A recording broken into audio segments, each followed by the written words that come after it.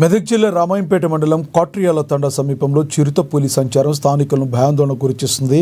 ఇవాళ ఉదయం తండా సమీపంలోని జత్యాకుంట వద్ద అటవీ దుప్పిపై చిరుతపులి దాడి చేసి చంపేసింది. చిరుతపులి దాడిని గమనించిన స్థానికులు భయాందోళనకు గురయ్యారు.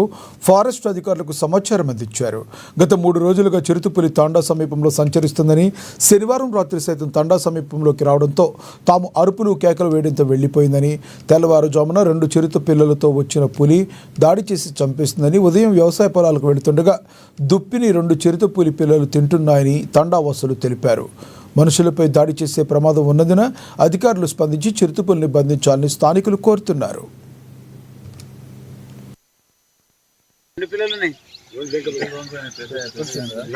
3 రోజుల నుంచి ఆ జిట్టపులికు 3 రోజుల నుంచి తిప్పలు పెడుతుంది లేక తిన్నది.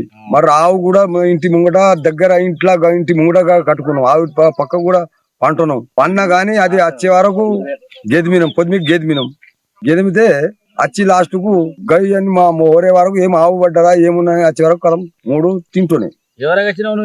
ఈడ నేను 4 అందాజుకు వచ్చినాం. 4కి వచ్చినాం. 5కి ఏమో పొద్దుమికి 9కి గెదిమేసినాం. గెదిమిన తర్వాత ఇట్లా పరిస్థితి ఇవాళ నుంచి 5 రోజులే అవుతున్నది. 5 రోజుల నుంచి గేదెంతో రాత్రి బండగాని మీద వచ్చి పడి తిన్నగాని ఏం చేస్తాడు. పిల్లలు ఉన్నాము, మనుషులు భయం అవుతుంది. రాత్రి మా ఇంటి పైన దగ్గరనే మేము రాత్రి 3 రోజుల నుంచి సతాయిస్తుంది మాకు.